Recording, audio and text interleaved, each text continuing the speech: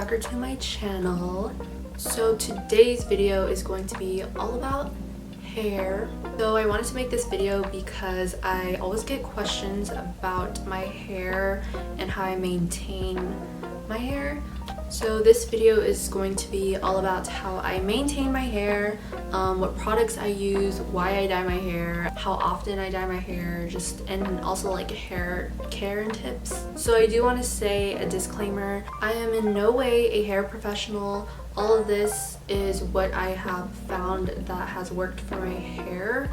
Also consulting my hairstylist as well. It may seem like it, but all these products are not sponsored. These are products that I genuinely love and have been using for a while now. So everything in this video is all my own opinion and based off of my experience with hair and how long I've used these products. Yeah, everyone's hair is different. Some of these products might work, some might not for you. Yeah, just keep that in mind, please. Okay, so if you would like to see more about my hair, then go ahead and keep on watching.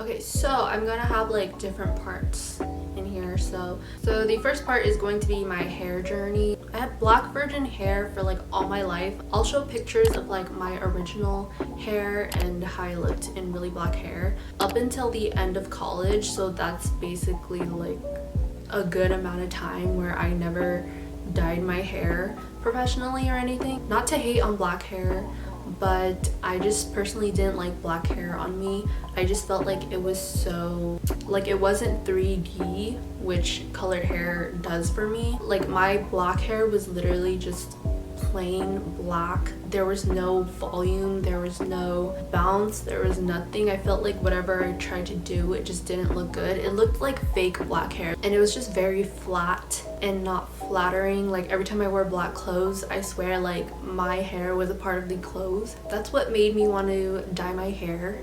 So I basically did my research after I had the money for it, because I knew it was around $300 to $400. And then I researched and also asked a bunch of friends around me like how their sessions were when if they dyed their hair, which hairstylists they would recommend. I ended up making an appointment and I dyed my hair.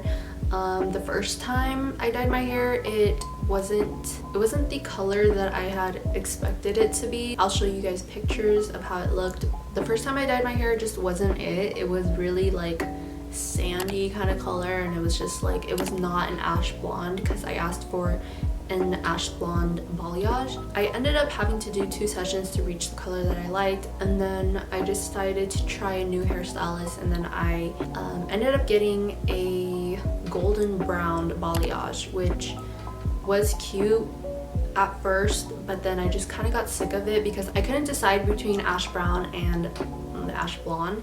I didn't know if I wanted to keep ash blonde or what, so I combined them, and then I got golden brown, and I just realized warm colors just don't suit me. So I went ahead and made another appointment, and I dyed my hair all blonde. So this is kind of a beigey blonde, not super blonde but also not super dark, but I just knew I wanted to be light and blonde. A before. My hair isn't that bad since it's darker.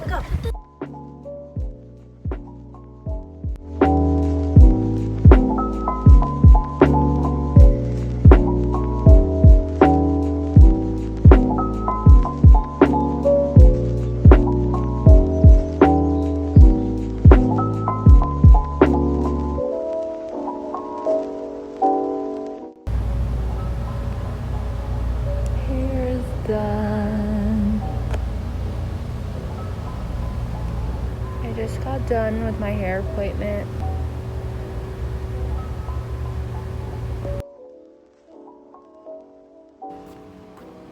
Aww, it's ashy.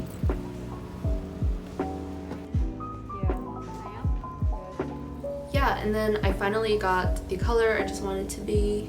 I just wanted to be all blonde, and that's what I got. Guess what? Lately I've been wanting to change my hair color again. I'm not going to because like my hair is still like good. I've been wanting to go a little darker now.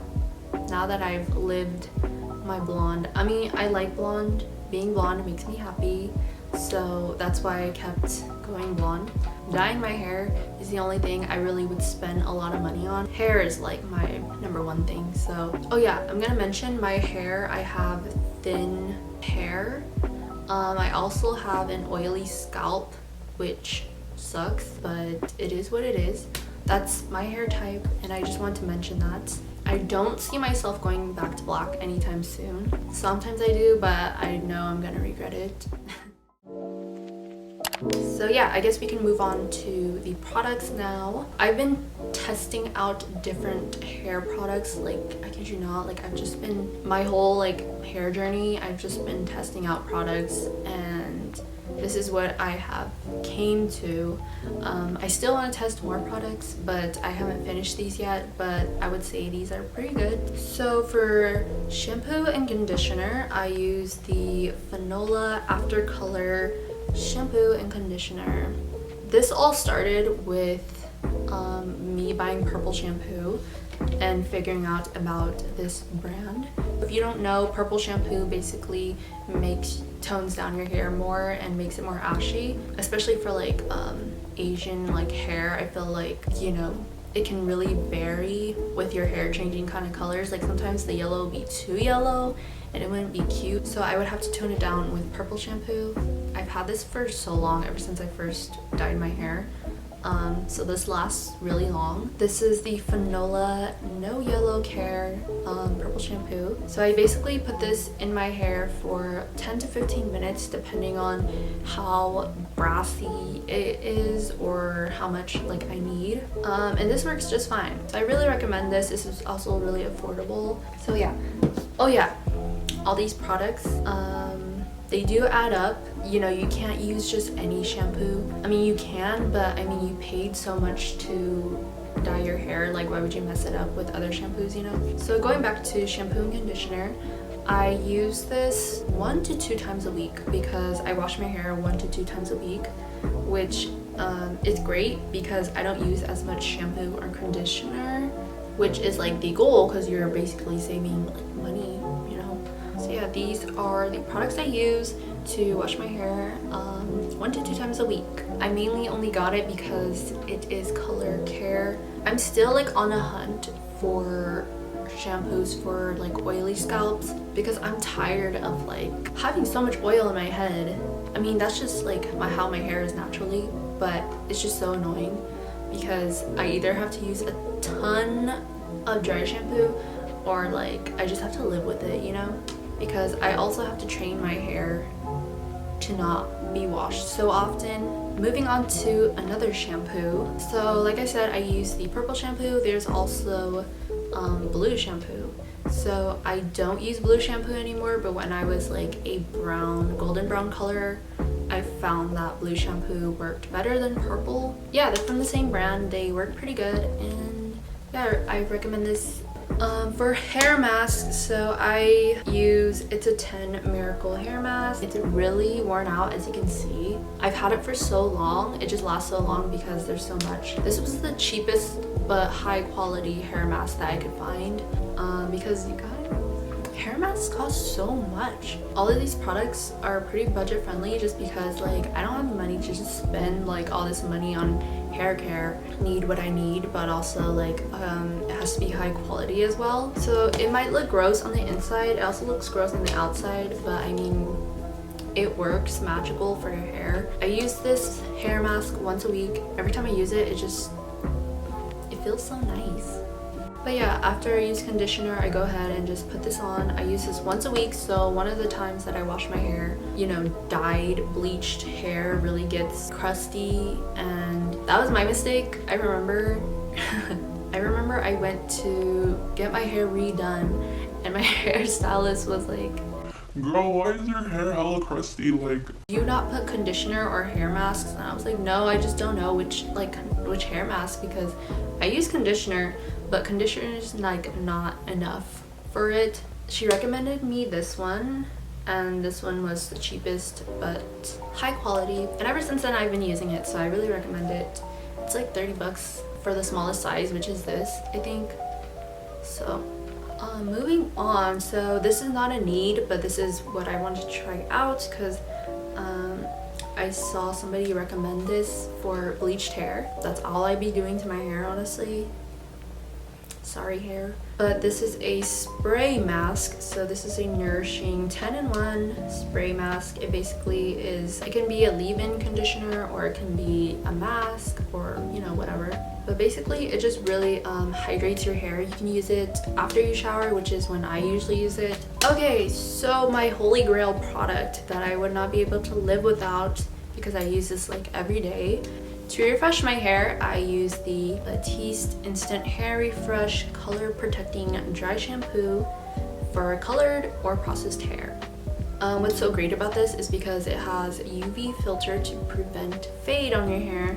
I thought this was so unique. I've never seen anything like this before, especially when you go outside. I'm super big on sunscreen, SPF, like all these things. So to find like a UV filter in hair product. Like what? Yeah, this one is actually the best smelling. It's not super heavy because like all the other Batiste like dry shampoos I used, I could really feel it in my hair even when I like would rub it out. But this one is really light.